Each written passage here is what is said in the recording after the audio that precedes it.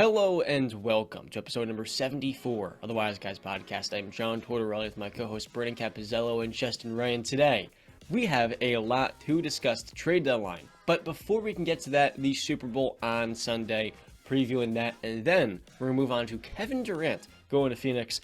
The Lakers getting themselves a couple of legit players here and a little bit more around the league.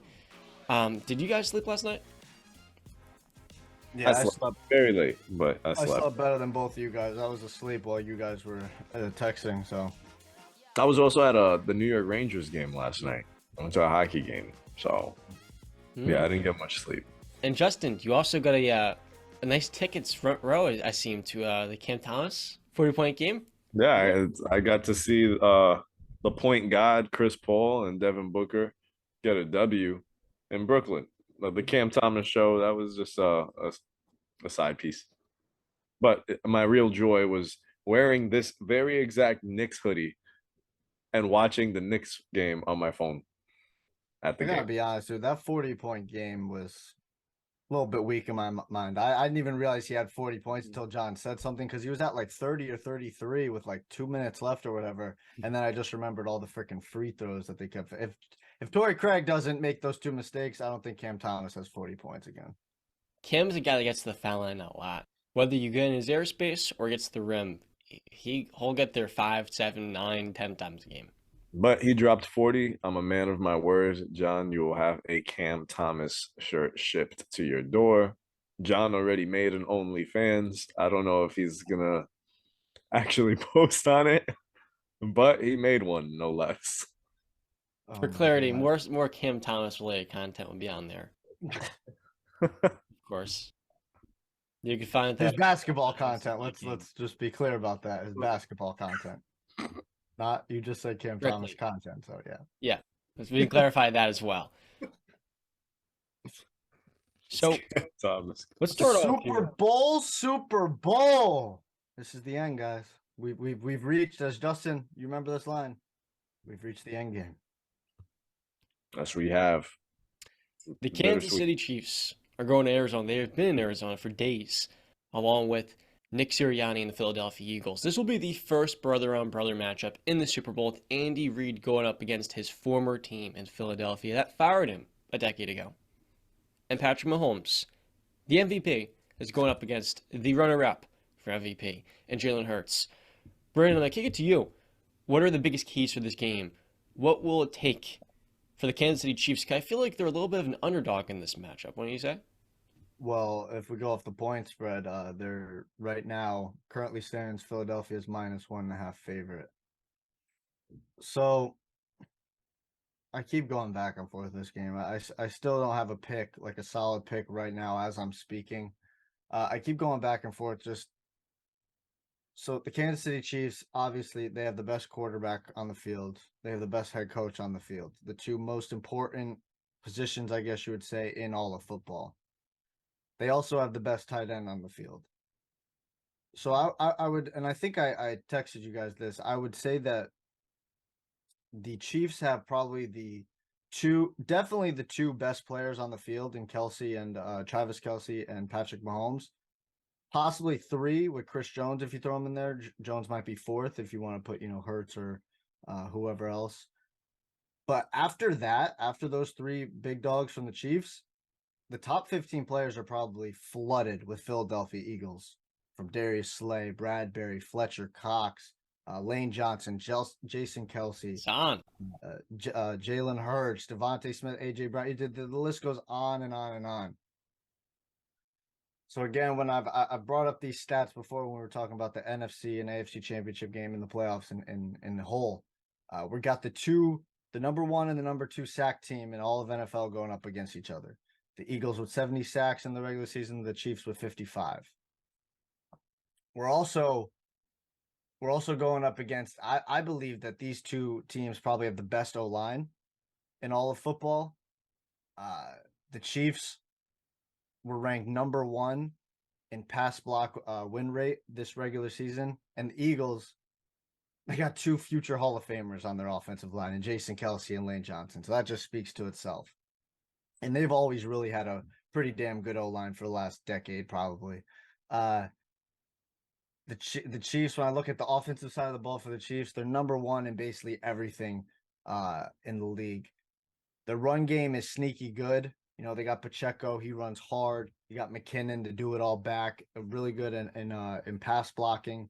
And then you got CEH coming back this game. I don't know how much he'll really be used, but that's another piece you got added back. And while they're going up against the Eagles defense,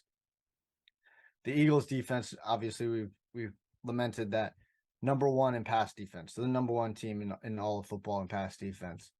So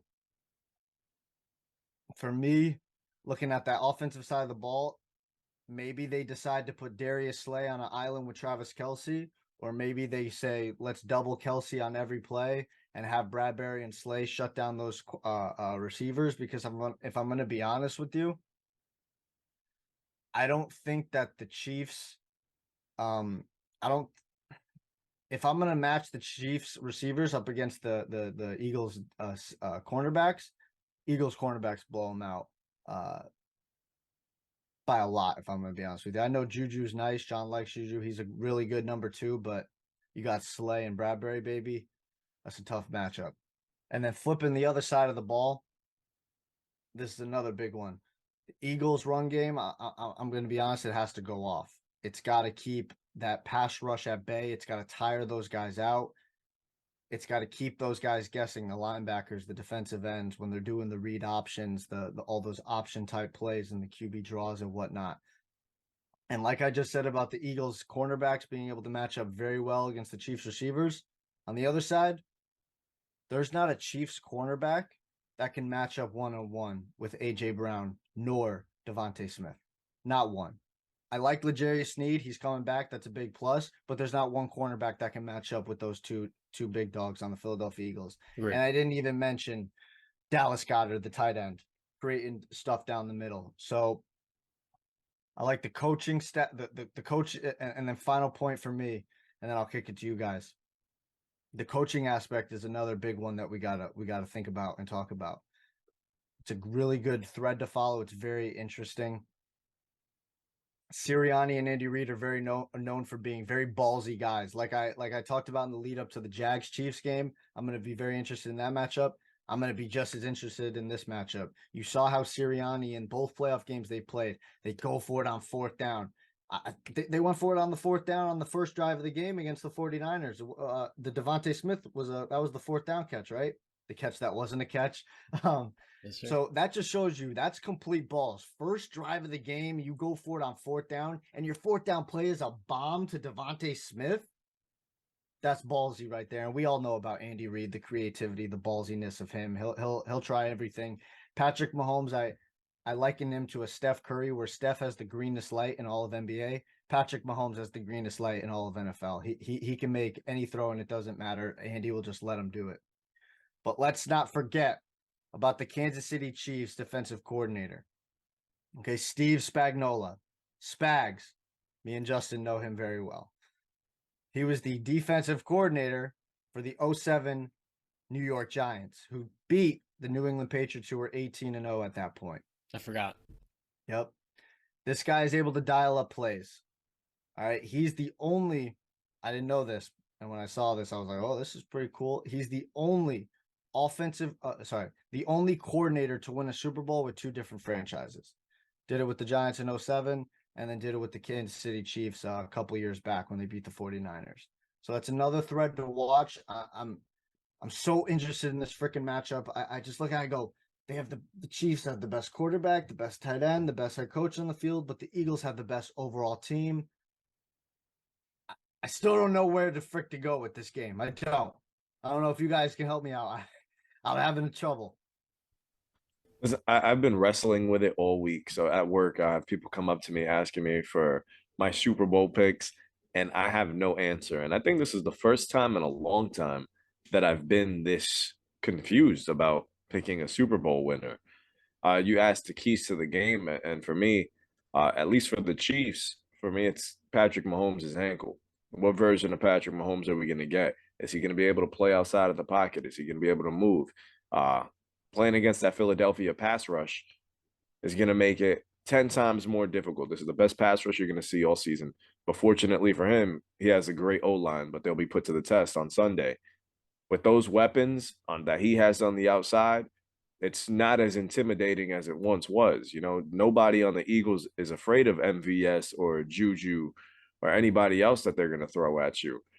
They were scared of Tyreek Hill. Yeah, they're scared of Travis Kelce, but when you don't have that, you know, that second, that 1A, 1B, that Tyreek, that Travis Kelce, now they all know they just got to zero in on Travis Kelce. And while teams have known that all year and have been unsuccessful doing so, this is another animal on defense. This Eagles team has been probably, if not the first, the second best defense in football.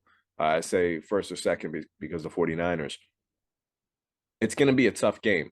This is the best team that Jalen Hurts is going to see, best team that Patrick Mahomes is going to see. Man, I'm excited for the Super Bowl, but for the Eagles, like Brandon said, it's about getting the running game going.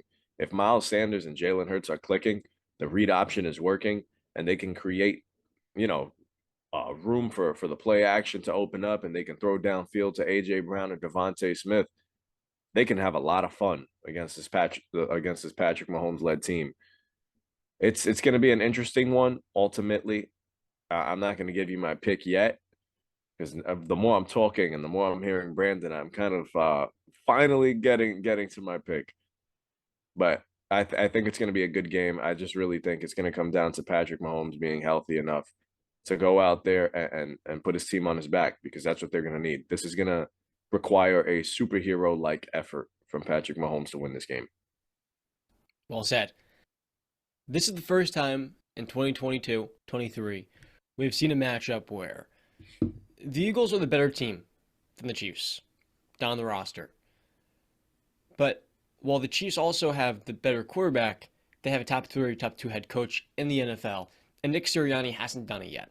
Right? Until Nick Sirianni finally does it, we can't call him a Super Bowl winning head coach. And the Eagles, up until this point, have had a cupcake road to the Super Bowl. Let's just say how it is. You get a bye, you get to play the Giants, who are a fake playoff team halfway, and then last week you get the 49ers, or 2 weeks ago. The Eagles have had no stress test up until this point. And now for Kansas City, a team that has had to beat Cincinnati, Jacksonville, with Patrick Mahomes going down, they've shown time in and time out, when you give them opportunities, even if Patrick Mahomes is hobbled, they'll find a way.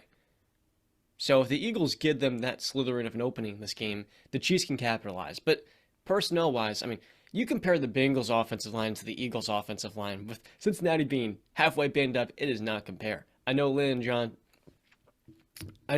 Johnson is questionable for this game, but the Eagles still had the best offensive line in football, and it kind of reminds me of the 2016 Cowboys, where you can't really go through it. You have 3 All-Pros virtually, and at left tackle, Jordan Mailata this year has been absolutely phenomenal. And so, for Cincinnati, a team that couldn't run the ball, you're now going from that to a team in Philadelphia whose entire identity is built upon that. And the Chiefs' defense, it's good with Chris Jones. We saw last week he can get to the quarterback, but now they're going up against Jason Kelce, one of the best hitters in football. And this kind of has a Andrew Whitworth type feel to it. Andrew Whitworth last year got to the Super Bowl, won it, and retired. For all we know, Jason Kelce, I mean, he's going to have a long career in TV and media if he wants to retire. This could be his last game, for all we know. He's had a great career up until this point. And so I look at the running game for Philadelphia, and I look at the weapons outside. All season long, they've put teams to the test themselves, simply due to the fact, I mean, you go minute at those corners, now you're opening up the running game. You focus on the running game, you stack up the box, now you got Devontae Smith and AJ Brown in the field, like Brandon said, going one-on-one. That's one of the 2 or 3 best receiver duos we saw all year long in football. So this game is a mismatch in the Eagles' favor, but the question is, will Nick Sirianni come to show? Because this is unlike any other playoff matchup he's seen. We look back at the regular season, I made a fun fact to you guys. The Chiefs actually had the easiest schedule in terms of opponent winning percentage, while the Eagles had the hardest. But I mean, all of that goes out the window in the postseason. And there's still something to prove here at Philadelphia because of Jalen Hurts. He had a good year. He had great moments. But he's coming off a shoulder injury himself. And against this Chiefs defense, it's not necessarily one of the better units in football. It's okay. It's solid. He has to show up, because Patrick Mahomes on the other side is going to make the big-time plays down the stretch. And if Jalen can't win this game with all that he has on his side, the offensive line, the rushing attack, the better defense that could be opportunistic, maybe gets an interception, maybe gets a fumble recovery, and then surely those receivers on the outside, there's no way the Eagles lose this game unless Jalen Hurts does himself. So I've got the Philadelphia Eagles as a team that should handle business in this one. But for you guys, are you going to count out Patrick Mahomes? Because we've done it once, I've done it once. Fool me once, shame on you. Fool me twice,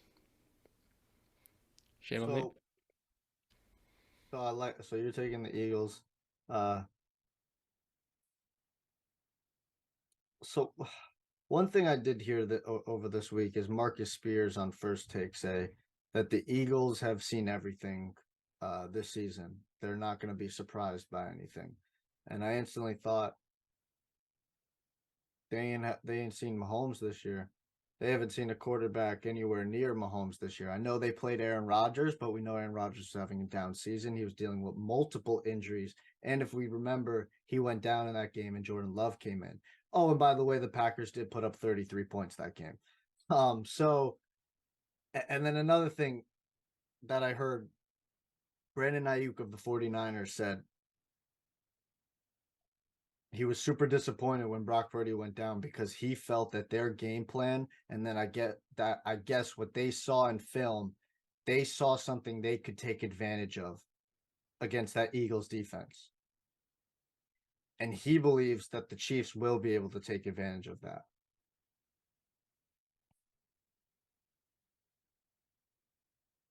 I'm not going to do it. I know defense wins championships, but quarterbacks win Super Bowls. I'm riding with Patrick Mahomes. He's going to win his second Super Bowl. He's got to win this Super Bowl if he wants to keep that quote unquote false GOAT debate up. He's got to win this Super Bowl or that starts to go downhill. So I'm taking the Kansas City Chiefs to win this game. I'll give you a score of 30-27 Kansas City Chiefs. And Patrick Mahomes is your Super Bowl MVP. Okay. And this one's tough for me because I picked against the Eagles twice. I picked against the Chiefs twice. And here they both are standing in the big game. And now I have to pick against one of them a third time. And John, you already said it. Fool me once, shame on you. Fool me twice, shame on me. Fool me three times. then I'm done. I might have to take a break from the show. So this one's hard for me to pick, but ultimately, I can't see myself betting against Patrick Mahomes a third time. Out of all the quarterbacks in the world, and I'm comparing these two between Jalen Hurts and Andy Reid and Nick Sirianni, I can't pick against those boys. I think Patrick Mahomes does just enough to win this game. I think he makes the big plays when they need it. I think Isaiah Pacheco is going to have a big game. I'm in love with that guy. That guy runs crazy. He runs like his hair is on fire. He's Give me a Jersey big tough. game. Give me a big game from Isaiah Pacheco. I think he finds the end zone. Give me 300 plus yards passing and a Travis Kelce touchdown from the Chiefs. I got the Chiefs winning this game 33-27. Respect. I definitely have to say though, because I think that they are going to hone in on Kelce. So that means Juju, Tony, MVS, who had a big game a couple weeks ago. These guys got to show up. Like you said, Pacheco, I expect McKinnon to have a big game if I'm going to be honest with you. I wouldn't be surprised if he goes over 100 total all-purpose yards. I do see Patrick Mahomes turning the ball over at least once this game, though. I do. If you look at his Super Bowl performances, I believe he's turned the ball over in every single game. The 49ers won, he threw 2 interceptions, if I'm not mistaken. So I expect the Eagles to be able to fool him on one play, or Mahomes just, make one of those careless plays that he makes and forces the ball, and the Eagles are able to come up with it. So I think the Eagles will be able to get a turnover on them. But I'm still picking Kansas City. I can't. You got to win this game, Mahomes. If you want if you want to continue to be talked about in this conversation, listen, this is a pendulum switch right now. All right. You could either go upwards towards Tom Brady status and Joe Montana. And this Terry is no Bradshaw? knock on this is no knock on Mr. Aaron Rodgers. Or you can be talked about like Aaron Rodgers and Drew Brees. It's the truth. I mean, I wouldn't go as far and jump into the legacy talk, but for me, it's you've gone to 5 straight AFC championship games. You know, what good is it if you're not winning the Super Bowl? You know, it's if you're getting there to lose the big dance time and time again. Well, I don't want to say time and time again because he's only lost one. Tom has lost 3. He has plenty of time on his hands. But you don't want to keep going to the Super Bowl and losing this game. You can't lose back-to-back Super Bowls now. Come on, like get the job done. The AFC, you've ran it for this long. You've had an opportunity at 5 Super Bowls at this point now. I think they get it done. So, Brandon, real quick, you talked about before that Brandon Ayuk on a fan outlet pointed out that they saw something in that Eagles defense. And I think what they kind of saw, as we saw on Christmas Eve against the Cowboys, was in cover 3, when you've got your corner strapped back into their lower fourth, dude, you can easily take advantage of Reed Blankenship over the top. And we saw that with Dallas when T.Y. Hill makes a massive play. Now with MVS, you know, I kind of make fun of him time to time, but that's kind of what he's used for, right?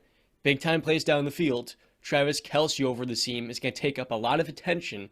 And now you've got a player like Sky Moore's been underutilized maybe.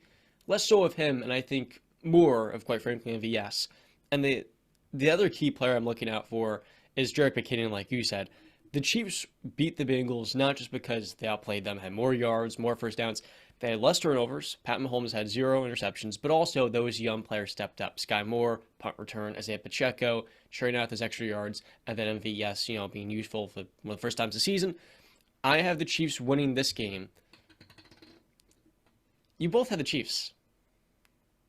Whoa, you just switched. Just had the Eagles. Had the Eagles. What are we doing, man? I've went back and forth.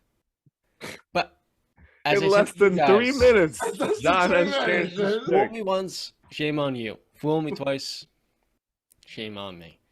Fool me 3 I times, go up against the load the chopper, let it rain on you. If I was going to say that, but I didn't want to say it. And Jalen Hurts, and they lose, I will not be able to accept myself.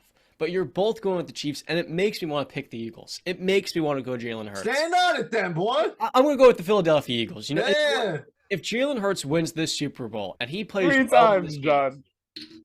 If Jalen Hurts wins the Super Bowl, if Jalen Hurts wins the Super Bowl and he plays well in this game, are we officially stamping him as a franchise quarterback in Philadelphia, even if he wasn't the biggest reason why they won? Yeah, you have to. You have to. Second year MVP talk, Super Bowl victory, absolutely. I mean, obviously, I'm gonna ask for more. Not because I just want to ask for more, because it's rightfully so. You still have a long career ahead of you. Hopefully, you know, knock on wood, I hope the best. You still have a long career ahead of you, so consistency. That's one of my main things I look at is consistency. So you gotta keep it up. But yeah, you'd have to put him in that conversation. He would be filling in for a long lineage of mobile, athletic Eagles quarterbacks going to the Super Bowl for McNabb to technically once. This just popped into my head, and I know I've been the guy who has always said running quarterbacks have never won a Super Bowl. So Hurts also has that. I don't think he's probably thinking about this, but in terms of just a storyline or a narrative around this win for Jalen Hurts and the Eagles is not only a win for them, it's a win for a Lamar Jackson, a Justin Fields, Josh Allen. Yeah, Josh Allen a little bit. Tyler and all the running quarterbacks, because now you're validated. Now Jalen Hurts showed that system can win at the biggest level. So now Lamar can go into those meetings with Baltimore and say, "Do you think that I'm on the level of Jalen Hurts? I won an MVP. He was runner-up. So obviously my style works. Build me a team like they built around Philadelphia, around Jalen Hurts, and I can do the same thing he did." So it's just a validation thing too. A lot of pressure. And a lot of pressure on those other teams because those poor fools can't pay that quarterback like Lamar Jackson $3 million a year because he's not on a rookie contract. And Yep, that's the I whole agree. reason why Hurts can win the Super Bowl because he has one of the best team I think I've seen in the last 3 or 4 years. I mean, I think Yeah, that's everything. If he yeah. loses this game, I think we look at Jalen Hurts in that same tier of quarterbacks like Dak, like Jared Goff, like Jimmy Garoppolo, maybe Tua, that can perform in the regular season and can get you to the big one, but they can't win a high level game against a top flight quarterback. And I guess this I, could validate Jalen Hurts' MVP case if he outplays Mahomes here. I don't think necessarily a loss here does that to him. I still see him as a possible franchise quarterback because not only is he showing us that he can get you to the big dance, but doing it while putting up MVP numbers and being the focal point of your offense is what stands out to me. Jimmy Garoppolo, Jared Goff, Tua, they don't move that needle for me. They're not as big of a game changer as what Jalen Hurts can be. So, well, yeah, you want to throw in the Dak part. Dak has put up fine regular season numbers. He's also, no matter how talented his teams have been, hasn't gotten anywhere close to where Jalen Hurts is right now. Romo So style. exactly. So I would prefer to keep Jalen Hurts out of that conversation until he throws himself there. So Mm. that conversation can be had next year. But right now, he stands alone as a franchise quarterback for the Philadelphia Eagles. The Philadelphia Eagles hit this one right on the head. Well said. Talking about teams that hit a nail on a head. Guys, we're going to shift gears to the NBA because last night at 1 a.m. Eastern Standard Time, yes, Brand, I saw a notification that Kevin Durant was being sent to the Phoenix Suns. Now, of course, little old me, J. Ray, that's a Nets fan, was disappointed, but I understood the assignment. The return for the Brooklyn Nets, 4 first-round picks, all unprotected, a fifth pick swap in 2028, Cam Johnson, who is going to be extended this summer, Jay Crowder, who could be reworked by 3 o'clock today to a team that's in need of a tone setter, and Jay hasn't played this year, and Mikal Bridges in that same deal. But in return, the Nets aren't just getting Kevin Durant, they're getting back TJ Warren. And a day yesterday of total reunion. Josh Hart goes back to the Knicks to team up with his former college teammate who won an NCAA championship with, and Jalen Brunson. We have TJ Warren going back to play Devin Booker in Phoenix, and then we have Jared Vanderbilt, D'Angelo Russell, and Patrick Beverly reuniting. Malik Beasley, too, in Los Angeles. We'll talk about that trade in a moment, in an instance. You jump at the gun. You jump at the gun. I am, but it was a really cool thing I noticed. Are the Suns now favorites in the Western Conference to make it out? And what does it say about this franchise with new ownership in Matt Ishbia coming in just a day ago, hitting the kill shot in less than 24 hours? How about it, man? Man, they probably undebatably have the best starting five in the Western Conference now. You got the point guard, you got the guard, you got the big, and you throw in Kevin Durant. I don't think it's much of a competition when we're talking about starting fives at least. Now it's about you did lose some very big pieces. Whereas if you had Kevin Durant on a free agent deal and you added him to that roster, then yeah, easily Suns are your number one favorite. But they still have some pieces to fill. Cam Johnson's a good player. Bridges is a very good player. Once you fill those pieces, this Suns team is probably the scariest team in the Western Conference next to Denver. So, yeah, I think the Suns have legit finals contender. They're legit finals contender material. And Kevin Durant should be the happiest man on the planet that he got tossed in a position where he gets to play with Chris Paul in the biggest stage. And this is something that Chris Paul has lacked. Somebody like Kevin Durant on his side. Mhm.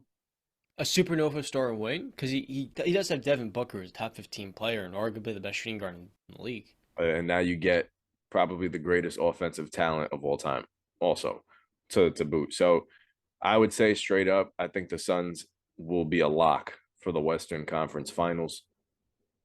It's just a matter of time to see the mesh. Kevin Durant get healthy, put them on the floor together. It's time to go. Yeah. For me, they instantly have the best. They have the best big four in all of basketball now. But in terms of talent, I'll just focus on the West for right now. I see Denver can match up with them pretty well in terms of. I'm strictly talking talent right now. Denver can match up with them talent wise.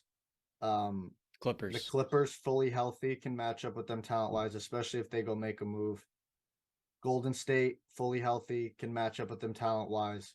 I believe New Orleans, fully healthy, can match up with them talent wise. And then the Lakers, again, in theory, fully healthy, should be able to match up with them talent wise. It does make them pretty big favorites in the West right now. I'm gonna see. I think it's gonna mesh pretty damn well. It's not like KD is a real ball stopper. He kind of went into that the Golden State situation pretty seamlessly. Yeah, I mean, it's going to be a tough matchup to guard because you still got, people are forgetting, you still got DeAndre Ayton down low too, who is a 20 and 10 guy. I know he's quote unquote underperformed for the level of draft he was drafted at, but 20 and 10 is 20 and 10. So yeah, that it's going to be a tough matchup, but the West just got a lot more interesting. I really need the Clippers to make a move. I need the Clippers to really go all out and try and get Fred VanVleet, because they can launch themselves right into that category. Because I don't think Reggie Jackson and John Wall are really the guys to get the job done as the point guard for the LA Clippers right now. No, not even close. Reggie Jackson's one of the worst point guards I've seen this season. Guys, the Phoenix Suns have done everything right up until this point in the team building process. So, first and foremost, you were a championship material team before this move.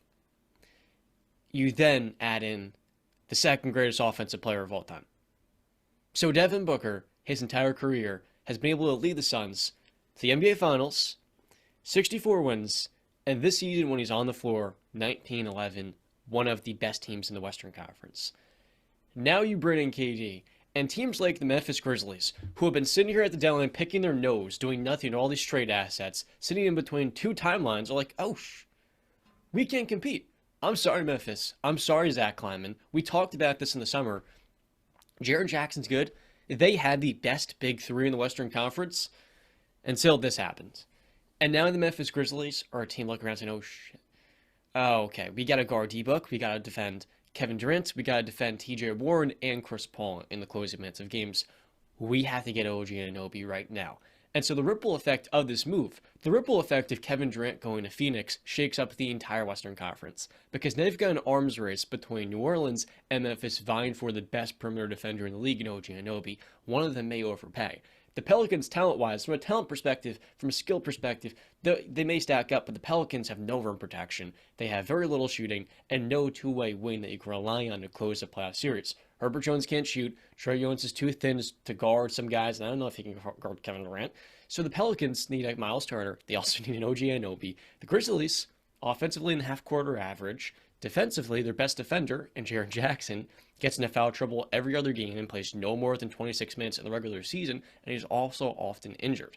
You then look at the Warriors. The Warriors may be able to stack up in theory, but the Warriors may not make the playoffs. So they're out the picture. With Steph Curry out for the next 3 weeks, I'm sorry, the Warriors aren't going anywhere this year. It's over. It was a great run. I'm sure they can be back next season. We'll see where they come out. But if you're the 8th seed going up against the Nuggets in the first round, I'm sorry. I have a tough time seeing you make it back to even the second round, to be honest with you. So the Phoenix Suns made an absolute killer move. And what it reminds me of is Kawhi Leonard going to the Raptors in 2019. With Kyle Lowry and, Dwayne Casey, DeMar DeRozan was a good enough isolation scorer to get them to the conference finals. But when LeBron was in the way, the Raptors were not going to get to the finals. When LeBron left the conference, in this case, it's the Warriors kind of crumbling this season, right? At least this season. That opened up the entire conference. And for the first time in decades, right, we're seeing a West where it's wide open. You had dynasties in the Lakers.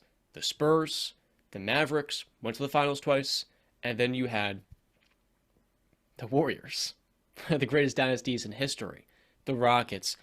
The Western Conference in those years had great teams, but there's never a sense of, okay, we can make it out when you had those absolute supernova teams. Now, much like the 2019 Eastern Conference, You have Kawhi Leonard, the big move to the Raptors. You have Nikola Mirotic going to Milwaukee to shore out their rotation, add in an elite shooter. You have Marc Gasol going to the Raptors. You have Jimmy Butler going to the 76ers. Tobias Harris. And now all of a sudden it's an arms race to see, okay, who can actually do this thing. So the Nuggets are the best team in the conference, but Denver still hasn't shown themselves in the playoff crucible defensively. Nikola Mir, not Nikola, Nikola Jokic, if you toss him on a burly, strong, undersized forward, like let's say Jay Crowder, PJ Tucker, Grant Williams, if you put a thick shooter defender on Jokic and then stuff a rim protector, just playing free safety off of him, kind of anticipating certain passes, the Nuggets offense too. We saw, I guess it was 2.5 Saturdays ago against the 76ers on NBA Rivals Week. It's also vulnerable in some ways too, if you have the right personnel and the proper approach to defending it. So I don't think Denver is so good a contender where the Suns now are not the best team in the West. No, the Suns are the best team in the West now. Before this move, they were top 4, and now you get the one thing you're missing. This was a great move with great patience, smart foresight, and an ambition that was not here in Phoenix before Matt Ishbia came in. When you change ownership, going from one of the worst owners in sports, Robert Sarver, who does nothing right, to an owner that wants to win, is going to do everything it takes to win at the highest levels, it is the biggest competitive advantage in sports. And now, the Suns are arguably the best team in the NBA. So, bravo to that franchise. Yeah, Brandon, I know you wanted to go real quick. I remember saying in the beginning of the season how, well, at least going in the offseason, how the Suns needed, when there was rumors about Kevin Durant, if there was a chance for their window to open again for the NBA Finals, it was now because it seemed to be closing very fast. As CP3 aged, there was questions surrounding what is Phoenix going to do to elevate themselves. This just that window just got busted open last night at 1 a.m. Wow. I'm still kind of in shock. The Knick fan in me is excited about this. But the basketball fan in me is super excited to watch the Suns play basketball and see Kevin Durant play on a team loaded like this. I'm pumped, man. Brandon, you're up, Bill. yeah. So I wanted to hit on first off, yeah. I always say there's this, not me, I always say it. I do say it, but there's this great saying out there, you only get one shot at a good first impression. And did the Suns owners make a very good first impression? You want to show that you're about it, and you're going to show your fan base that you're going to do everything you can to win. It's the move you make. So, like John said, bravo to them. This is a way to basically throw a grenade in the middle of the field and say, I just effed crap up, buddy. Fun, fellas. In terms of the Western Conference defense, John did hit on it. The Nuggets for me struggle when you look at their top 3 players: Murray, Porter Jr., Jokic, and then even Gordon too. Can Murray and Gordon play defense pretty well? Yeah, but you're not gonna. They're not like these. They're not Pat Beverly or all these really good defenders. Yeah. No, I know what I mean though. They're not on that level. So defensively, they can be taken advantage of. The New Orleans Pelicans, that has been their kryptonite basically for count the years since they started this new big 3 or duo with Ingram and Zion. It's always been really, they can score with people. That's not the problem. You can't stop anybody on the other end. That's the problem. At least we're not sure yet in the postseason, because in the regular season, it has actually been a little bit better than expected. Well, the first they have to actually make some noise to get into the playoffs. So, and then on the other side, I know we're talking about the West, but on the other side, the East, you talk the West wide open, the East is pretty open too. It's lacking because we see how stacked the West has become. Based a lot of the no. Okay, no, neither you. No, they're both going it. Bye.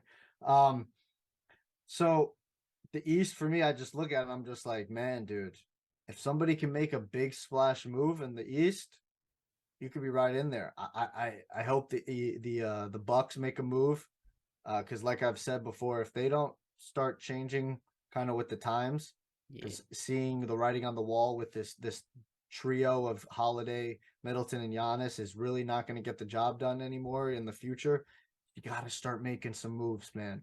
Or I'm going to feel bad for Giannis being stuck in there and just wasting his prime years in Milwaukee. The Celtics, we know about the Celtics. They're a little hurt right now. As long as they get healthy and they're ready for the playoffs, they're the best team in the East. We realize that. We understand that. The Sixers, I'm not a believer in them. Harden has failed too many times in the playoffs. Embiid has shown that he can't stay healthy going down the stretch. And then, yeah, that's really it. My Miami Heat, we need to make a move to really get back into that conversation. Right now, we're in that second tier. So if we don't make a move, then we're not moving from that spot. So yeah, that's pretty much it. I mean, it's really just like those three teams: the Sixers, the Bucks, and the Celtics. But the Celtics for me are on the highest level. They're number one by far. You know, it's funny because you're talking about, you know, these windows being open, how teams in the East now can breathe a little bit, especially those top four teams can feel a little better about their standing. Cleveland is sleeping very good tonight. They slept very good last night knowing Kevin Durant is out of there. So, but when I look at the West, like, and John, you mentioned this, yeah, I feel like the Grizzlies have become the evil villain of the NBA lately. They've taken the Suns' place, honestly. Yeah, people are loving to hate the Grizzlies. Ja Morant came out and said a while back that, you know, he ain't worried about the West, basically. Dude, you're gonna have to really prepare yourself for what's about to come, because you got the Slim Reaper, and Chris Paul is definitely going to be playing a little rejuvenated too. D Book coming off of injury, he'll be fine. He's coming back. I think the West has a lot to worry about with Kyrie now in Dallas. We haven't seen what him and Luka are going to look like together, but Justin, Kyrie shined in his debut. Real quick on that Ja Morant, because I love that. I'm pretty sure it's Shannon Sharp that says it all the time when they talk about the Memphis Grizzlies and Ja. He's like, you done a whole lot of talking, and you ain't done nothing for it though. Done nothing, bro. They done a whole lot of talking to hype themselves up. They done nothing. Yeah, no, it's absolutely true. And I think Ja just came out recently. I think it was in a week. I retweeted it, quote tweeted it. I forget exactly what I said, but I think I'm paraphrasing here. I'm pretty sure he said something along the lines of like, we get the most hate right now. You see a lot of hate on the Grizzlies and whatnot. And I was like, are you shocked? When you talk as much as you guys talk, you're opening yourselves up for those shots, especially when you ain't done nothing. When you keep talking, and I have no problem talking, you're talking one of the biggest trash talkers when I get competitive, all right? I got no problem doing that, but you better back it up. You got to do something. You've done nothing. You said, we want Golden State in Golden State on Christmas Day. What the hell happened?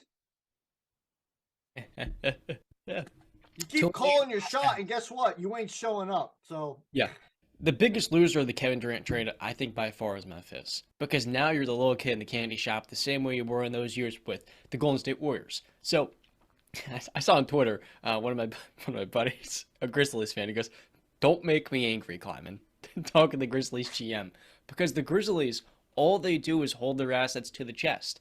It's like Danny Ainge those years in Boston, which is understandable. But unlike when the Warriors did it last year, you don't have Steph Curry and Draymond Green in the playoff crucible. I love Jaren, and I'm a big fan of Ja as well. But Ja's not a top 10 player. Jaren really struggles with foul issues, and Jaren was a fake all-star. I mean, he's still a great player, a great defender, the defensive player of the year. That is not enough. And the interesting thing here is, the Suns could be the first team in the league with 3 stars that don't pressure the rim to make it to the finals. They've done it before with no KD. I don't see how they can't do it again. TJ Warren is going to be an immaculate fit here. The last time he played in Phoenix, their coach was Igor Kokoshkov, who was actually his assistant coach in Brooklyn. So for the Suns, you get the perfect plug-and-play piece.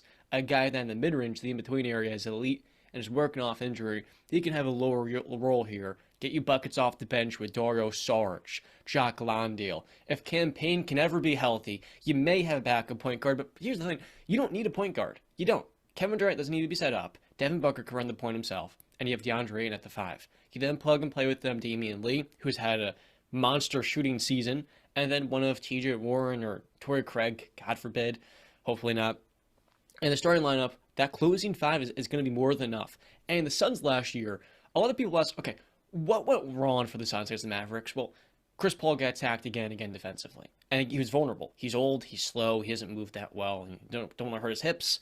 So now you can take Chris Paul off the floor in a playoff series if he's being attacked by a said Luka or Kyrie, and you're going to be just fine because Kevin defensively is so good that what you lost to Mikal Bridges, you're getting a lot back in with him, with Kevin Durant coming back.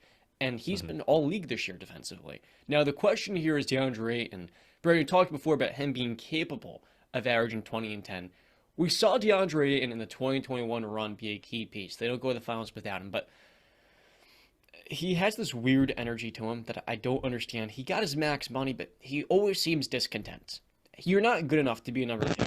We saw that when Devin Booker was out, the Suns could not win a game because you weren't good enough. You don't shoot threes, you don't protect the rim, you're not a shot blocker, you're a solid defender, and above average, you're not a special player. You're getting paid max money here. We need you to take on a higher responsibility as a rim protector. He needs to be better because they're going to need him, that inside tone, the enforcer style, the brand that he brought in 2021 to return to this team. It's no more me. It's about the team. So if DeAndre can fully buy in the way he did 2 years ago, I see no way the Suns can't smack Denver because DA is one of the few bigs in the game that can actually hold up with Jokic, but is skilled enough offensively to stay on the floor with what he can add to the table. So, losers of the Kevin Durant trade, number one, Grizzlies, you took a massive L here. Even if you get OG Anunoby, I think y'all are cooked.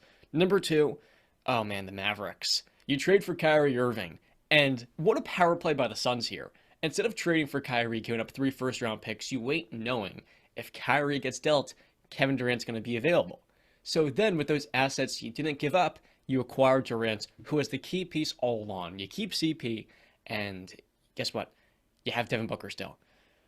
Man. Well, that's not entirely true, though. The Suns did go after Kyrie. They were willing to trade Chris Paul and picks. Well, they tested the water with 1 first-round pick. Well, but I'm just saying, if the Nets took that deal, we're not talking right now about this. I'm just saying. Excuse me. I just because I'm standing pat with my Clippers pick from prediction from preseason. So for you guys, I want to ask you: does this change your guys' Western Conference pick or your Finals overall pick? Yeah, my pick is still the same. I'm still sticking Boston and Clippers in the finals with Clippers winning. I had the Nuggets because they had the most cohesion, but we saw the Suns sweep the Nuggets when they had no Murray. But the Nuggets get back Jamal Murray. The Suns get Kevin Durant. Who am I picking in that series when it's less about depth and more about your 5 best players? I'm taking Phoenix to go out the NBA Finals. Yeah, I honestly, I guess I have to say the same. I have to say the same because I don't think Kevin Durant is just any superstar. This is somebody that can plug and play. Like you said, he doesn't need the ball to be successful. He doesn't. He can set up his own shot, or somebody can create it for him. There's nothing that this guy can't do offensively on the court. So I think there'll be a seamless transition into this fit. It's not like Kyrie Irving and Luka Doncic, where we're talking about two players that absolutely need the ball in their hands. You know, this isn't that marriage here. This is, if there's ever been a perfect fit, this is one right now. So I'm gonna say, yeah, I think I'll like I said, I have the Suns going to the Western Conference Finals. I don't want to change my NBA Finals pick right now completely because I want to see them on the floor together. The Nuggets can still make a move too at the deadline, or they stand pat and they go with what they have. It's going to be very interesting, but right now, yeah, I think the Suns definitely increase their odds to make it to the finals. Chris Paul now kind of is in limbo because he's not much of a spot-up player, and that's the role he's going to have to take on. So we'll see what he does. Is this the end of the super team era, guys?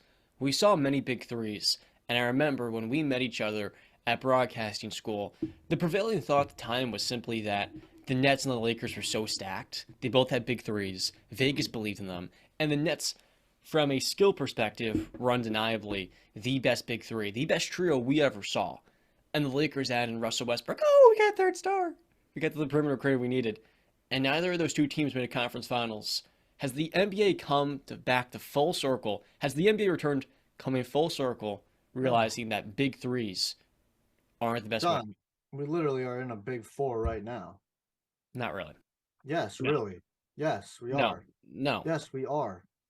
Chris Paul is still Chris Paul. He's not gonna be asked to do a lot of scoring. He is going to be the playmaker who can average 10 assists a game or more. All right. And play passing lanes on defense and hide him in the corner. Kevin Durant, a walk-in 30 piece on any given night. Devin Booker, basically the same thing. DeAndre Ayton, for how much you say no, he's still an all-star caliber player who can give you 20 and 10. That is a big four. Dropped That's 30 big plus the other four, night. John. But the complementary, Chris Paul and DeAndre are not They're stars. not complementary. Neither are top bro. 10. Neither are top 10 at their position. You don't have And to they're be a not top 10 to have complementary. it. But was Chris Bosh a top 10 player when the Heatles came together? I'm No. saying neither are top 10 players at their position. At their position. That's you're There's losing 10 the- centers better than No, DeAndre. there's not 10 Yes, I centers think better than I DeAndre think it's Ayton. close. No, it's not. I'm sorry. Joel You're Embiid, completely Nikola wrong. Jokic, Anthony Davis, Karl Anthony Towns, Bam Adebayo, Domantas Sabonis is better. And when it comes to utility, who is more useful? When I get to 7, I take Nick Claxton over DeAndre Ayton because he's a way more versatile player, a better shot blocker. Didn't DeAndre Ayton just drop 30 on him? He did just drop 36 and Yeah. 10. That's what I'm saying. But the consistency is not there. That's the issue. But he's not being. But now he's not even going to be asked to 48 do that points. anymore. Now he's not going to be asked to do that anymore either. Like you just said, he's going to be asked to be the rebounding guy and to be a rim protector.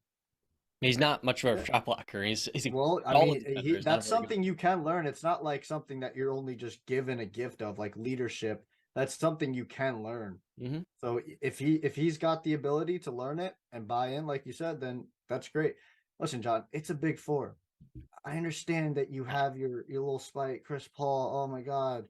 Chris Paul's He's not a top still 15 one of player. the best passers in all of basketball. He's still one of the best leaders in all of basketball. He's got one of the highest basketball IQs in all of basketball. He's still a pit bull and will give you everything on defense in the playoffs, even though you can take advantage of him. He's still got great pass perception when playing off ball. He can still knock down free throws at a 90% clip. Like you Most acting point like guards Chris can do Paul is just this. Most Ugh. starting point guards can do that. Shit, Brent. Be the Most Did you starting hear point guards are my- not Chris Paul. the most starting point guards have the best basketball IQ in all of basketball? I'm not saying that, but they could replicate Chris Paul's production and his usefulness. You're acting surprised here, my I'm friend. not acting surprised. I'm acting like sometimes I question your basketball IQ a little bit. Chris do Paul's think you're not a top being a- 15 point guard. I do think you're being a little disrespectful to what Chris Paul actually brings to a team. That's not something that you just get out of any slightly above average point guard. Yeah, while Chris Paul has regressed, just 2 years ago playing in the NBA Finals, they're not there without him either. No, You know, he the played Suns are still a poverty franchise without Chris Paul. Remember that. Chris Paul is the reason that they got good. Devin Booker was putting up all those points with no Absolutely. wins behind it. Chris Paul came in. Holy crap, they're in the freaking NBA Finals winning 60-plus games a year. That's not a coincidence, Jonathan. Well, it's also a second year of Monty Williams and a defensive. Every team upgrade that if Chris you're Paul proud. has been on, he's elevated. Yeah, but there's every so many single great team. point guards in the NBA. I just feel like, while Chris Paul can hit a gear in the playoffs and have great moments, I don't consider this a big four necessarily. Now, it's all subjective here. You may be able to. I want to come back to the question and come wrap around. Are we seeing the end of the big three? Not the big because three. we're in a big four right So now. Are we seeing the end of the super team era? No. I don't think so. I do believe that. Well, I mean, yeah, Brandon said there's a fantastic four now. I still believe that teams are gonna try and load up on stars whenever they get the absolute chance to. So it may not, the chance for a big three may not always be available, but the second that it is, a team is gonna go after it. The Clippers would love to add an extra star to put alongside PG and Kawhi. You know, I don't think. I think D'Lo. He's an all-star caliber player. That's a big three now. I just feel like if it's the superstar, if the superstar is out there and it's available, teams will go after it. But I mean, I would prefer just Brandon prefers it too. I know you do as well, John. I would love to just see duos dominate the NBA. Mhm. 2 stars spotlight on each team. It makes these playoffs so much more enticing Mm, rather than seeing super teams just roll through squads yeah. year after year. But it's not dead. We'll Mhm. just see less of them. So real quick, you guys scoffed when I said DeAndre Ayton is not a top 10 center. I'm gonna give him a top 10. I gave you 7 before. So it was Jokic, Embiid, Yeah, but no, Bam, but you also Cat, added some power Sabonis, forwards in Anthony there. Davis. What? You also added a couple power forwards in there too. No, I didn't. Sabonis is playing center. AD's Anthony playing Davis, center. Anthony Davis is back and forth. Anthony Davis played 100% of his minutes this year at the center spot. If the only one you can point out to is Karl Anthony Towns because Bam's playing center. So we'll go 6 for the sake of argument, and we'll take out Cat. Number 7 was Nick Claxton. Number 8, Miles Turner, I think is more useful No. than DeAndre Ayton. Yeah, he You're down spaces the on floor, Miles high Turner. level rim protector, better defensive player. Number 8, Brooke Lopez, I think is pretty close. I No, think they're in the not same even tier. close. Not It even is close. close. This is Well, not 10 Brooke years Lopez ago. is an all-league This defender that this shoots. is not 10 years ago. No, Brooke Lopez is a more useful player because of the skill set he brings. It's additive. 9, Wendell Carter is in the same exact tier as DeAndre Ayton. They're very similar players. And then at that point, I have Ayton right in that 7 to 11 range. I don't think there's much of a gap between him and Brooke Lopez because Lopez opens up the floor. He's an elite rim protector, and this year he's been a driving force in a Bucks defense that's helped them get in the playoffs. With Ayton, he may be more skilled, he may have better touch, but when you don't bring that night to night, I don't consider you a clear top 6 center because you're We can not. say top 6. We said top But 10. it's subjective, like you guys said. You can consider this a big 4, and I'm not going to hold against you, but I'm not going that far quite exactly with Chris Paul and DeAndre Ayton. But they could realistically shut me up in the playoffs like they did in 2021. So in 2021, I hadn't gone in the finals, but You're even picking them in the finals, so I mean they're basically because of Kevin Durant and Devin Booker. So what do they have to do to shut you up? Does Ayton have to average 20 and 10 in the playoffs? Ayton has to man Chris up and Paul be have to- what does consistent. He Chris needs to Paul put have to himself do? aside. Ayton needs to stop being selfish and play winning basketball the way he did in 2021, bring it night in and night out, not most nights. And And what does Chris Paul, have to do? I just want to see him hit that 4th gear, which he's shown only in spurts this year. You can't tell Chris Paul if he's saving that gear for the playoffs or if it's actually just gone at this point. He's down in the 3rd gear. It's age. Yeah, they're not asking him. He's not going to be asked to do as much now. Well, he's going to be attacked defensively. They've got 2 that'll elite be. scorers. Yeah. And now he's got playoffs come around, he'll probably be off the floor. He's got two. What'd you say? He's going to be off the floor in the 4th quarter? When he gets attacked defensively the way he did in that Dallas. We're going to take Chris Paul off in the most important possessions and minutes of a game? Were you watching the Mavericks series last year? Are they going to take Chris Paul Yes, off they court? will, They because are? now they don't need This him. is why you would never be an NBA coach, John. You're taking Chris Paul off the court. Because teams, so people like you don't recognize this, I guess. Chris Paul. No, because do you have 2 7-footers behind you now? Do you have 2 7-footers? Does it not fall on their responsibility too to have his back? But now they have to help, and that creates an advantage. Too? But that creates an advantage for the opposing offense. If they have to help on Chris Paul, that opens up somebody it's else. Basketball. You ask, help defense. You rotate. That comes into coaching. So Monty Williams, step it up. Have your players ready to be in position. How else do you explain the Suns' collapse last year versus the Mavericks? Chris Paul didn't show up. He shat the bed. I'm not arguing. Nobody's arguing that point. But guess what? He's not going to be asked to do the same thing he was last year. He's going to be asked to be a playmaker, strictly point guard. They've got 2 guys who can average 30 in their freaking sleep. And opponents look at him defensively and they see meat. That's what they see. But guess what? He's much better than you defensively. And you got 2 7-footers behind you. I wouldn't be surprised if the Suns deviate away from him because one will probably be banged up for whatever reason. And against the Luka, he's just not going to be on the floor sometimes in the closing minutes. And that's fine. You don't need him. I would bet my house that is not the case. Bet my freaking house that's not the case. Chris Paul's not much of a spot-up player, so his role as a playmaker is less necessary now. So if you put in Damian Lee, who's a better, more staunch defender, and an elite 50% three-point shooter, that can be a better fit in the closing minutes of games. Why do you need him to shoot at 50% from 3? Because you want a floor spacer, Brandon. You want someone that's not going to get attacked. He can hit a 3-pointer. Yeah, but that's not his game. That's not his style. That's not his brand. Again, but we're also we're We're not not talking asking about him to do capability that here. again. Like we're not asking him to That's do not that. where Chris Paul is at his best, spying up off. Why would you take one of the best playmakers off the court in basketball and put in a Because guy who's not now a you very have good Kevin playmaker? Durant and Devin Booker. That's why. If he's getting attacked on the defensive end, that is all, man. This is not that confusing. I think you're very confused right now. On to the next. Justin, So, what do you think? Come well, on. I mean, I understand where both of you are coming from. Yeah, Chris Paul's older. He's a little slower now. He can be taken advantage of if he's, like you said, defensively. If he's going up against a guy like Kyrie or Luca, he's probably going to get chewed up. But Brandon also is right. You got 2 7-footers behind you to make up for it that have to step up. You want to see Ayton step up? Now that's a situation for him to do so. There probably will be moments in time where Chris Paul's off the floor just for defensive purposes.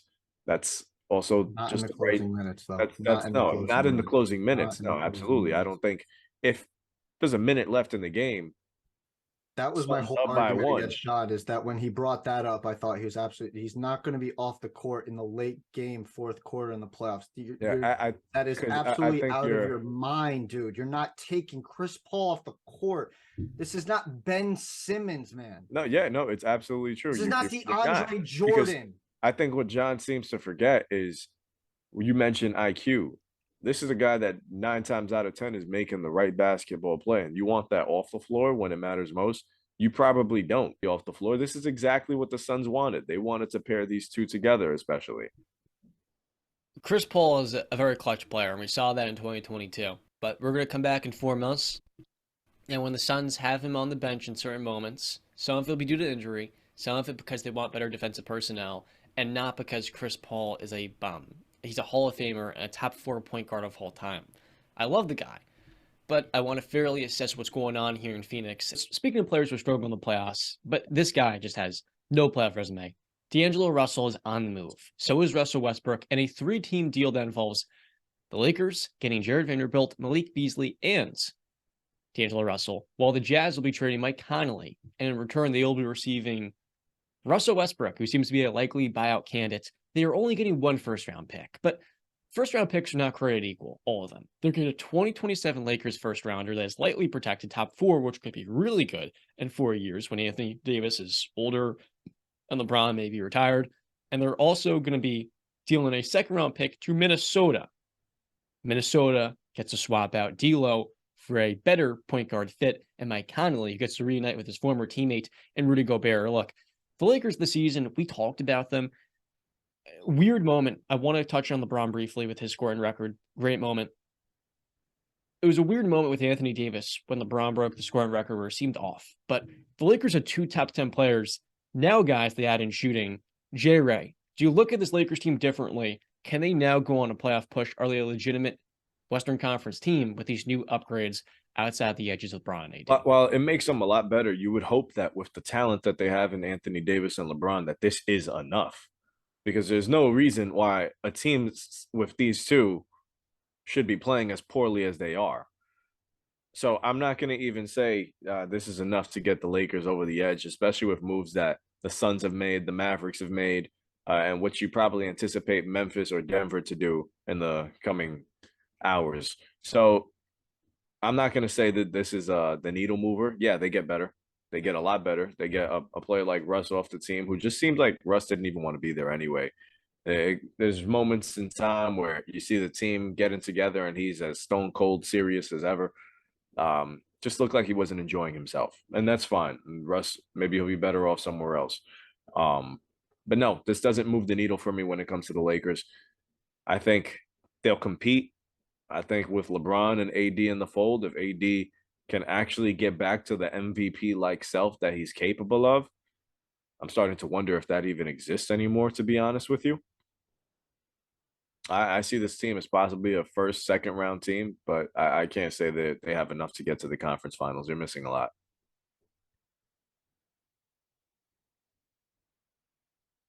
I laughed when Justin said that it should be enough, right? Because I completely agree. And John said 2 top 10 players. In theory, You would think, right? I mean, with AD talent-wise, you look at him and you're like, that's a top 5 player in the world. When you bring injuries into it, not so much, and a little bit of motor too, where you've seen him kind of lackadaisical, where that can either be, gas tank not being there, or injuries hampering him. And LeBron, we've seen he's not going to go 110% on defense. He's probably going to give you maybe 50% on defense in the regular season. He'll turn it on in the playoffs, and I believe he can still guard at a pretty high level. Not what he obviously once used to be, but he can still guard at a pretty high level in the playoffs when he really wants to. But you got to get in the playoffs to do that. And I think this should freaking be enough. I mean, you went out and got Hachimura. I know people aren't really high on that, but that's a upgrade of what you had before.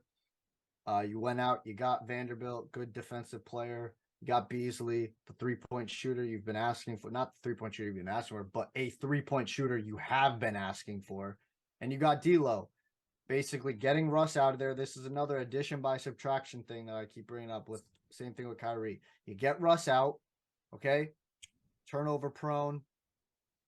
Freaking dead last in 3-point percentage in the entire NBA. Can't have that, won't have that. Yeah. And now you get D'Lo, who is a solid playmaker. Top 15 3-point makes, by the way.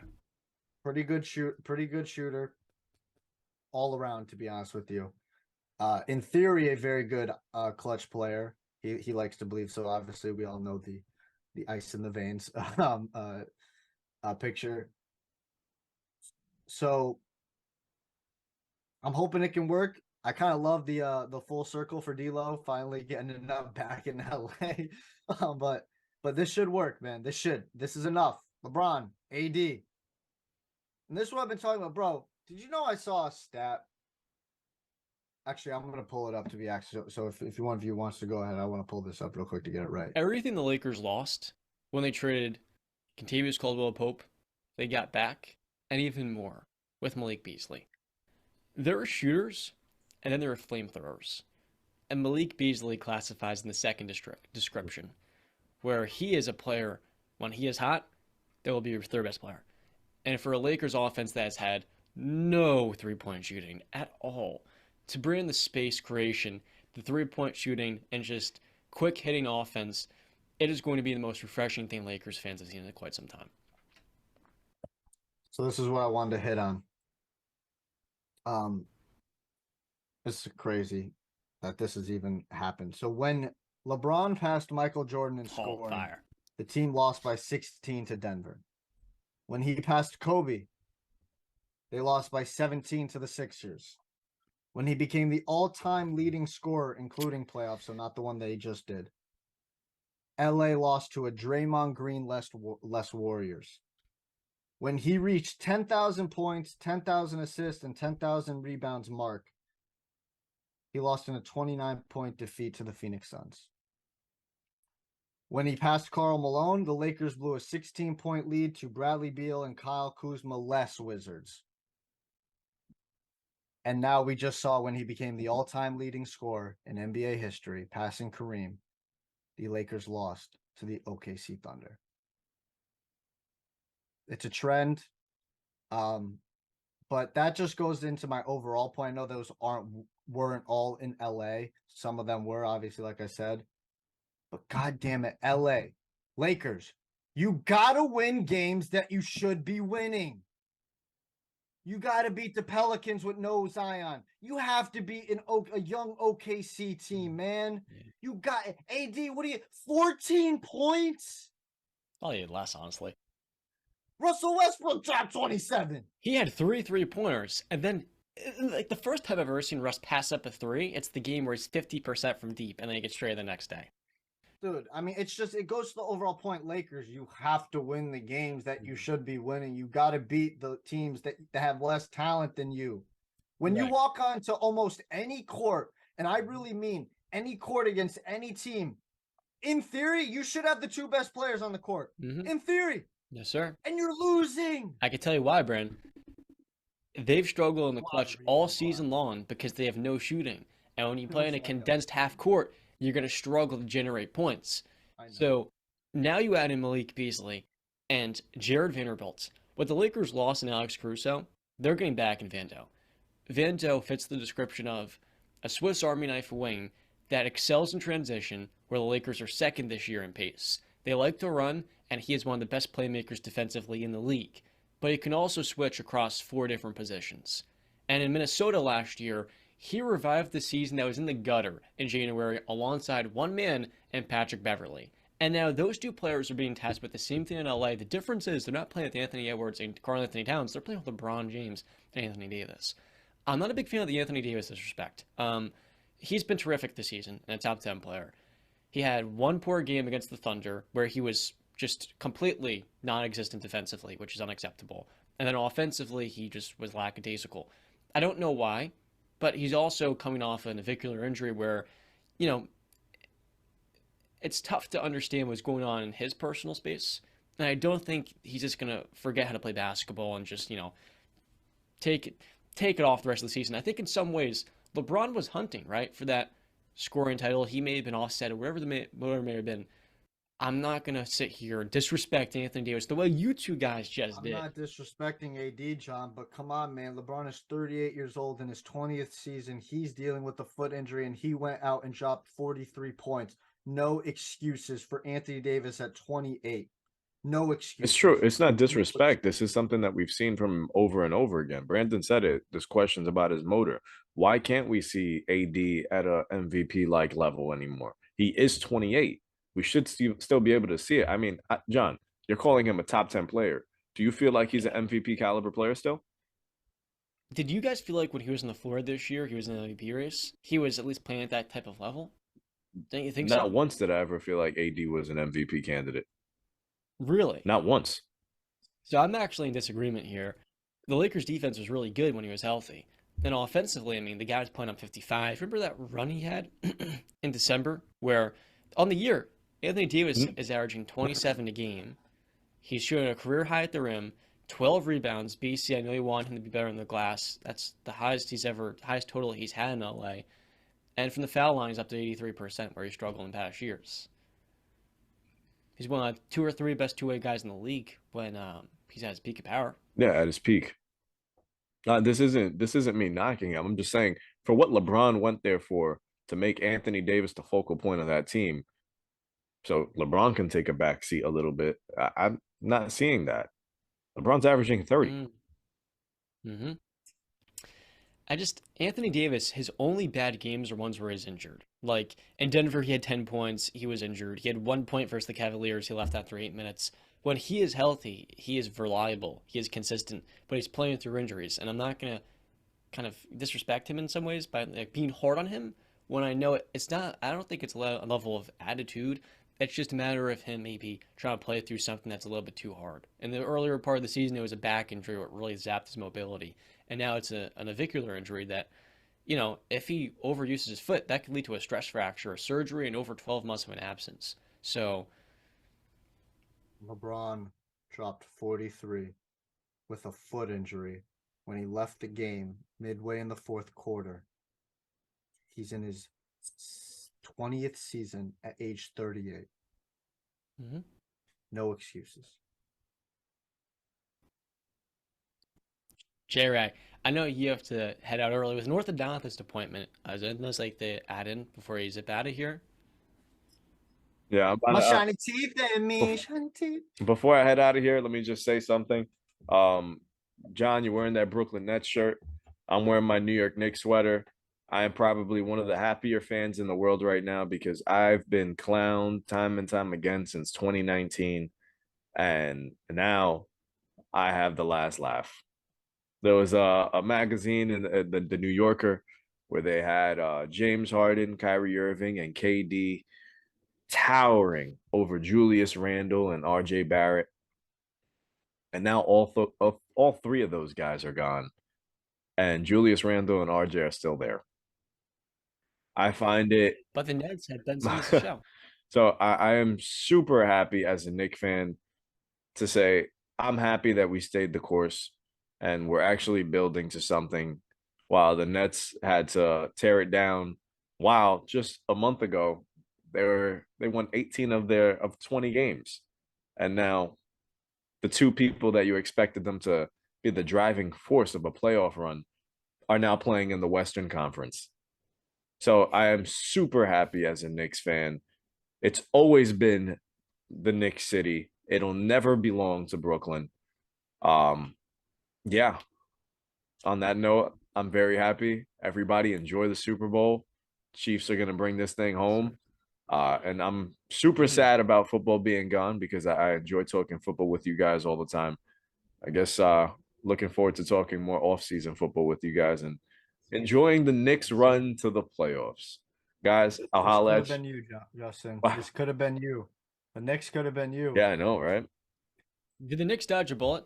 You know, I don't want to say that because I always say in a different, setting, things can be different. Things could have changed. Maybe If Kyrie if normal. they, if they were in New York on the New York Knicks, maybe something would have been different. I always say like players' development changes. You can't say if John Morant was drafted by the Knicks that he'd be the same player that he is in Memphis. No, coaching matters, and the players that you're playing alongside matter too. So I'm not going to say this would have happened to us, but in hindsight, I'm just happy that it didn't. So Dodged a bullet. let's go Knicks. I'll holla at you guys.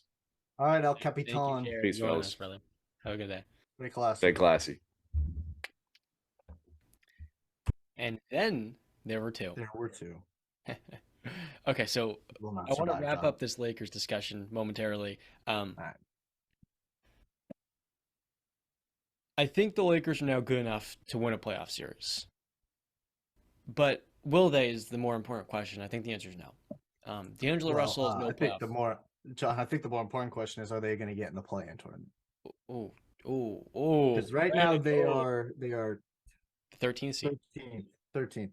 Which they've been perennially this season, and every Laker fan will let you know they're only 4 games out from the top 6. But 2 games out from Portland, which is the 10th seed at 27.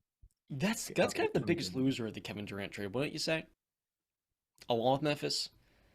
Listen, they had a chance if they want to, go all in on it. They have some assets that are pretty favorable. They could have went for it. They chose to stand pat. It's kind of really been the Portland Trailblazers, though history has in it with Damian Lillard. They just they think they're okay, I guess. That's why I don't really ever want to talk about them because they're having just fun losing. But that was mid. They're the definition of mid. Yeah, them and the Wizards. That was their chance, though. Well, if you pair up KD and Dame, it was. Like what could that have been if you get a top 3 point guard and a top 2 or 3 small forward in Durant?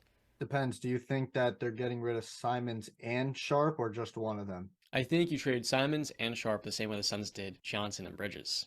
Yep. So then it would kind of be your quote unquote big 3, but not really Lillard, Nurkic, and KD. I guess Jeremy Grant, but he's another. Oh yeah. I forget about him. Yeah, my bad. You're a better team, obviously, right? Because you get KD, but I don't think it definitely isn't like the Suns move where the Suns are now. They have the best 5 in probably all of basketball. They're the best team in the West. A lot more depth. Mostly considered now. So I don't think if the Trailblazers got KD, they would not be considered the best team in the West. They'd have a kind of an uphill battle as well too. I agree. You'd be sacrificing a lot of depth that they really don't already have in that roster. So real quick, back to the Lakers. D'Angelo Russell is a player that if you get into the playoffs, you can't really trust. He's just a weird player. And I think Malik Beasley and Jared Vanderbilt for 1 first-round pick is a great use of their assets because those are 2 players on a mid-level salary. So now you get to spread the wealth. That $47 million you're paying Russ, it's now being distributed to players that do complement. And I think their GM and Rob Pelinka is learning here because if you traded the entire kitchen sink for Kyrie and Kyrie walked, it would have been the Lakers again falling for the stars, star hunting, and neglecting the overall fit, the depth, the continuity, all of those things that make winning teams. Now you're really going into the foundation, and you're taking a deep look in the mirror here. If you're the Lakers, noticing, okay, we need to get shooting, we need to get two-way versatility, which you got in Vandale, but we also need to find players that can take on a lower usage. That are not going to be like Russ. He needs the ball in his hands. Vandale does not. Malik Beasley can spot off the ball. And with D'Angelo, I mean, he's just a better fit overall. I think the Lakers will get in the playoffs, and they'll be ceremoniously knocked down in the first round. That's a good step. It really is a better step. And I guess a question for you: do you think the Lakers are ever going to win a playoff series again with with this core? Do you think that's possible if they don't sign Kyrie this offseason? I think they have a good shot of winning a playoff series this year. It all depends obviously who they match up with. Styles make fights, as they say. So like if they match up with the Grizzlies, man, in the first round, I think they're live dogs in that matchup. Because like I said, they have the two best players on the Mm-hmm. court in theory. All right. And they if AD and LeBron just play at the level we expect them to play at, D'Lo just gives them what we expect. If all the guys just meet expectations, don't exceed, don't have to, just meet them. You should be able to beat the Grizzlies, probably in 6 if we're being honest. So yes, I think they can win a series, but again, is AD going to be healthy? Is LeBron going to be healthy? He's dealing with that foot injury. We don't Now, know. if they play the Kings in the first round, Brandon, who are the third seed, That's a great matchup. oh my too for them. goodness, the Lakers have to get into the top 6 to make that happen. If they play Sacramento, that series, honestly, I love what Sacramento has built this year. They have an elite offense, but defensively, they're a regular season team. The Lakers, to answer my question, Yeah. the Lakers can, and I think they will. But this year's not. Here's the thing, John, though, because we got to look at it now, right? The Suns are going to shoot up. They're going to shoot Current up. 5th seed at 30 and 26. Yep. Dallas might, depending on the Same fit. record. The Clippers might if they make a big move for Van Vliet. Pelicans could if Zion comes back. Golden State, we'll see what they are in a month. Maybe they make a late season run. You're not very high Clay's on been that. playing very well, though. Yep. So I like I said, I think the Kings are going to take a step back. I just do. I think they're outmatched talent wise. I think the Grizzlies might take a little bit of a step back. They're 2-8 in their last 10.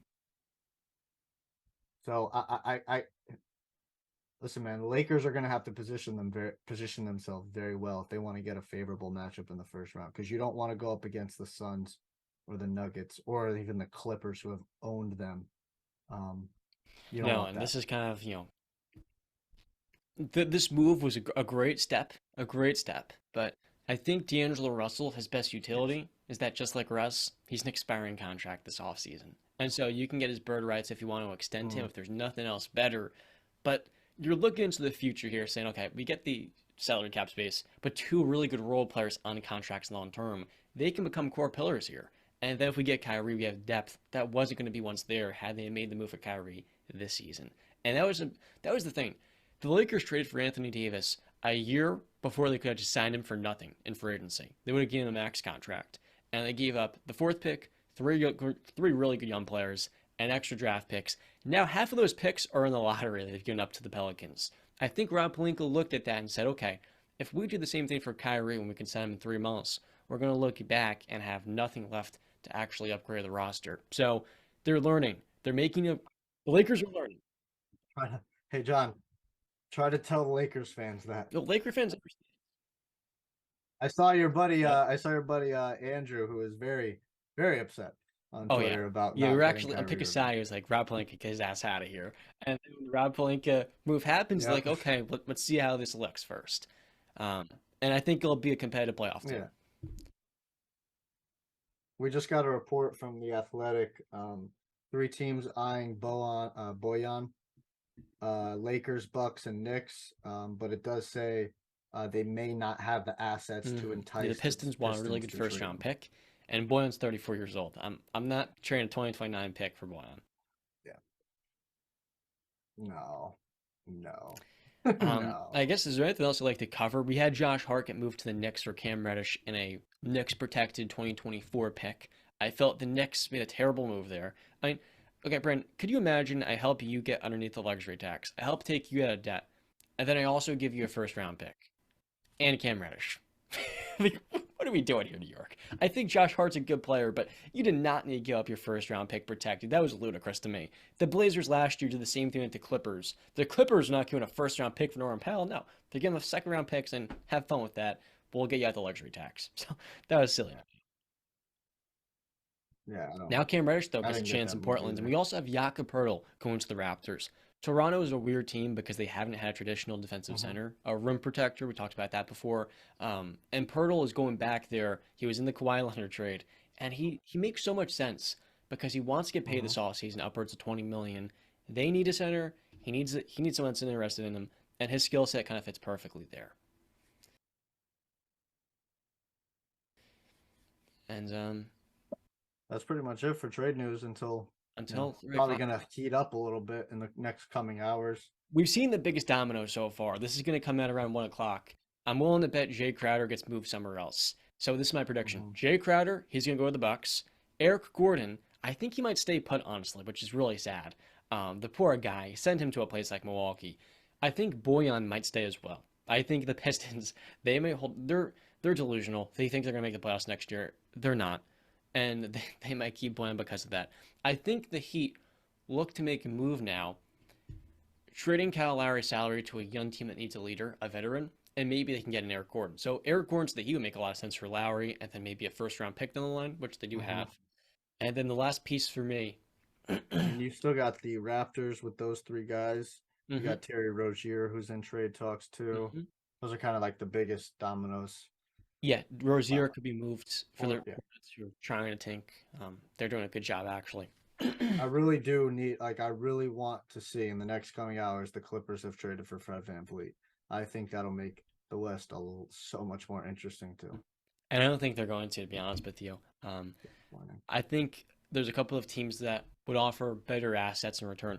The Clippers were a huge loser here because you miss out on Mike Conley, who would have been that point guard for just a first round pick, and then you're you're one of the leading teams if Russell Westbrook gets bought out because Russ is totally not the same stylistic fit as John Wall, who could not fit for you whatsoever this season. Now Russ would be on a minimum contract, but he wouldn't make a difference, I don't think, No, for the no, Clippers. don't.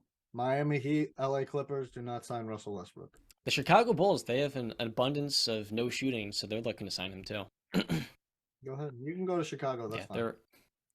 they're talking about mid-brand. They're one of those teams, sadly. Also, real quick with the Nets might have the best defensive core in the NBA. Ben Simmons, if he can do anything, it's defended at a pretty good level. Mikal Bridges, Ben Simmons, Cam Johnson, Nick Claxton, Dorian Finney-Smith, Mhm. I think they have another Cam Thomas. Man, if you put a lineup out there of DFS, Claxton, Ben, Mikal, Cam, I mean, that could be the best defense in the league. Now, offensively, they have nothing Mm. outside Cam Thomas, but that's a pretty cool look. I think for Brooklyn, they got an amazing return for KD, and I'm pretty excited to see where they go from here because they don't have their first round picks. They have a 2023 swap this year to the Rockets, the same 25 and 27. So you can't tank and have to make a competitive rebuild without draft assets to position you into contention yet again. So the Nets, it feels like they're back to square one here, kind of like where they were at 7 years ago when they owed basically all their picks to the Boston Celtics. Mhm. Yeah, I couldn't have said it better. They're kind of It's like a in a rebuild competitive mode. rebuild, though. You can't. Yeah, because they don't have a first round pick until 25. You said Well, they do have the 76ers pick from the Ben Simmons trade this season. this And season. now they have the Suns first rounders. Litany of them 23, Yeah, 25. neither of those are going to be No, they're going to be in very good fit. Yeah. the 20s. Great seconds almost. Terrific seconds. But with all that being said, is there anything I'd like to add in before we wrap this up? Um, in terms of NBA or It can be either. Anything. so, I mean, there's a UFC Mm-hmm. pay-per-view happening this Saturday. Saturday Want to night. cover that? Let's go. Yep. Yeah. So Saturday night, UFC 284 in Perth, Australia. Now, American fans, you are getting a little bit of a treat because it's going to be played in prime time for us as well. So prelims start at 8 p.m. Pay-per-view starts at 10 p.m. In Australia, I think it's a 2 p.m. start time. So the main event is Alexander Volkanovski, the featherweight champion of the world, taking on Islam Makhachev, the lightweight champion of the world, for the lightweight championship. Volkanovski is moving up from 145 to 155 to challenge for the title. Volk is on a 22 fight win streak. He is 25-1 overall. Hasn't lost since 2013. Biggest wins, I would say, are Aldo Ortega and Max Holloway 3 different times. Now, in terms of I just want to lay this out for you, John. So Volkanovski is 5'6". He's got a 71.5 reach, which is pretty good for 5'6". But this guy used to be a rugby player before MMA. You want to take a guess at how much he weighed in rugby? He weighs 100. He weighs in 145 pounds. I'm gonna guess he was 190. He was 214 pounds when he played rugby. Yeah, so this was a big boy. Now this is an interesting fight for the mere fact we've got the #1 pound-for-pound fighter ranked in the UFC in Volkanovski taking on the #2 pound-for-pound fighter ranked in the UFC in Islam. So that has only happened a couple of times in UFC history, I believe. So now we're getting the #1 versus the #2 going at it. Listen, Volk is very good everywhere. He's not really great in one area. He would I guess you would say that old saying, jack of all trades but master of none. He's very good everywhere, but just doesn't excel at one level, kind of like Islam in terms of wrestling and grappling. He stands out in his volume and his leg shots, leg kicks. Those are really his key weapons that he uses. He's shown he can overcome University. He was rocked twice against Holloway in one of their fights, and he was put in two very tight, one being incredibly tight, a guillotine against Brian Ortega, and was able to survive that. So he's shown he can overcome adversity. In terms of Islam, he is defending his newly won lightweight championship for the first time after defeating Charles Oliveira via submission in the second round. He's on an 11-fight win streak. He is 23-1 overall.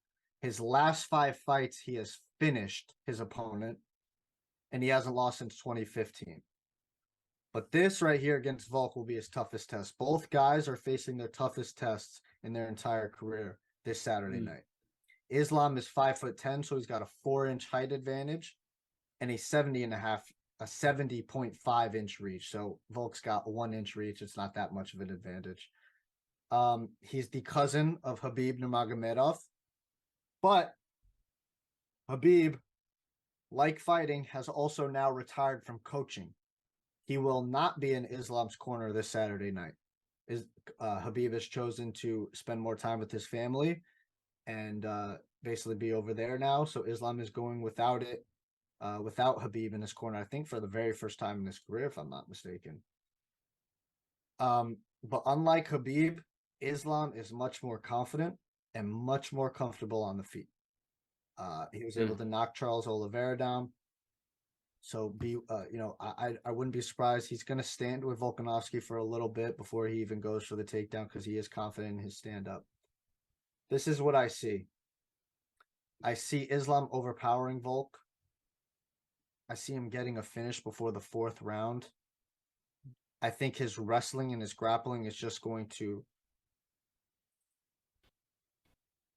really just melt Volkanovski. It's on another level. The power, the strength, the wrestling. He's been doing it since he was like 3 years old. He's been wrestling bears in the woods of Dagestan, man, on the mountains. All right? This is what he's been bred to do. If you watch that Ortega Volk fight, Ortega was able to catch Volk in 2 tight submissions. I think Islam is going to be able to catch Volkanovski too. I think he gets the job done before the 4th round. Like I said, I think Volk's only path to victory is catching Islam. I don't see him winning a decision because it's not if Islam gets a takedown, John. It's when he gets the takedown. And then it becomes, can Volk get up? And even if he gets up, can he get Islam off of him?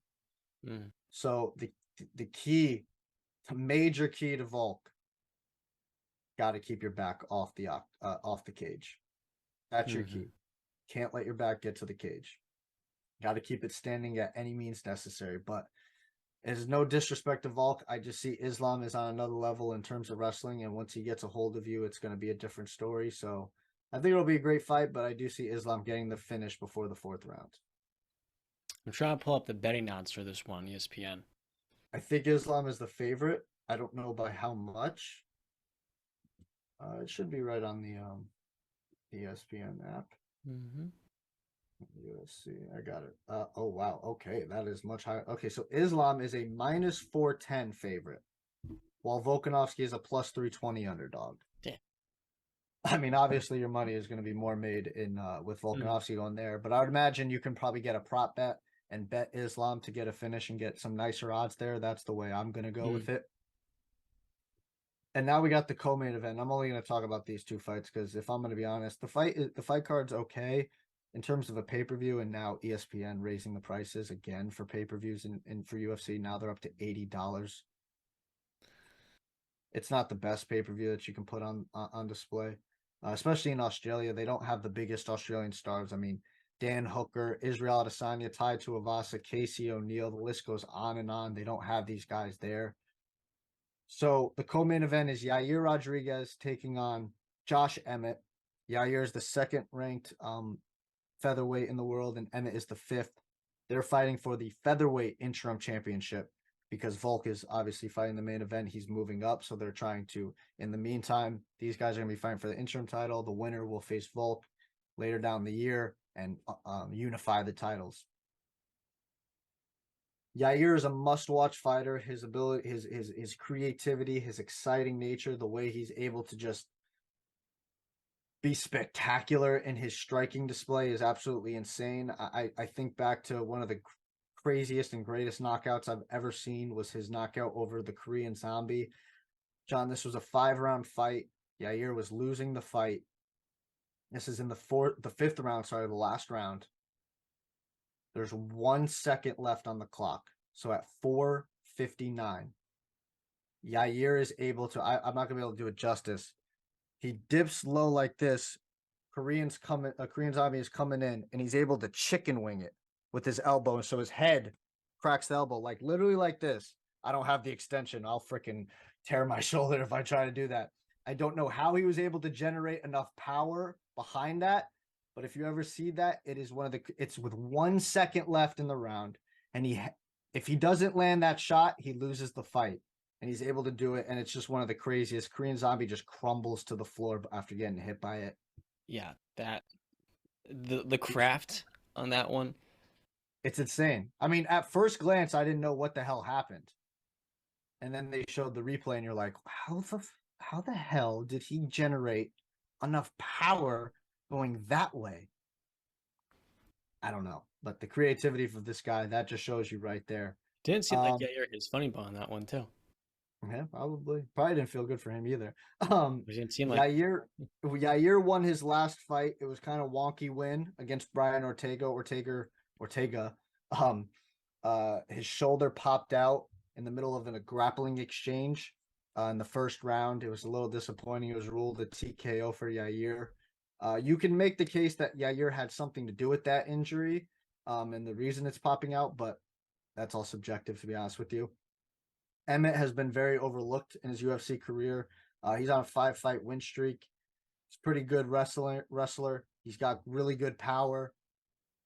I'm not super familiar with him, but when I look at this fight, and I know a lot of people are probably picking Josh Emmett to win. He's the underdog, though. He's plus 155, while Yair is a minus 180. I'm taking Yair. I think Yair is going to be able to get the finish later in the fight. I think his creativity is going to cause some problems for Josh Emmett. I think Josh Emmett's going to leave himself out of position at times. I think Yair is going to be able to capitalize, whether it be with his legs or his crazy elbows or knees or whatever the hell it's going to be that he pulls off. So I'm picking Yair to win this fight and be crowned the interim featherweight championship, and he's going to meet Volkanovski later on in the year to unify those titles. So those are the two fights that I'm covering, the main event and the co-main event. Yair Rodriguez versus Josh Emmett for the interim featherweight title, and the main event, the number 1 and number 2 pound-for-pound fighters in the UFC, the featherweight champion, Alexander Volkanovski, moving up to lightweight to take on the lightweight champion, Islam Makhachev, for the lightweight title. This is going to be a big main event. It's in Perth, Australia, the place that I think, yes, Volkanovski, I might get this wrong. I hope Volkanovski's not from New Zealand. I think he's from Australia. So he's going to be fighting in Australia, hometown, home crowd. It's going to be crazy. The Australian fans are wild. They have not been, I forgot to mention this, they have not been back in Australia since 2019, where Israel Adesanya took on Robert Whittaker to unify their middleweight championships. And Adesanya was able to get the finish there in the second round. So, but I apologize, Australian fans. I don't think you're gonna go home happy at the end of this night. Yeah, Volk is from Australia. Okay, good. I'm excited to see that fight. That'll be pretty interesting. Yes. But like you said, man, the key for Volkanovski is going to be, trying to overcome the takedown that is inevitable, and that'll be interesting. When it seems like that'll be a tougher matchup for him from the sound of it. Oh yeah. He has not faced a wrestler like Islam. Yeah, those Islam and his family and the people he works out with, they're real different, man. They're different, man.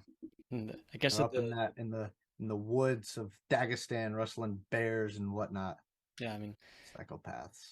it's, Literally, there's a video I'm pretty sure of Habib swimming upstream. That's insane. yeah, It's that's not not different. not normal. With all that being Is it said, normal? that'll wrap up episode number 74 of the Wise Guys podcast. We are just talking about UFC 284. And Ooh. yeah, guys, let us know in the comments down below some topics you want us to cover in the NBA. There's a lot of stuff to discuss.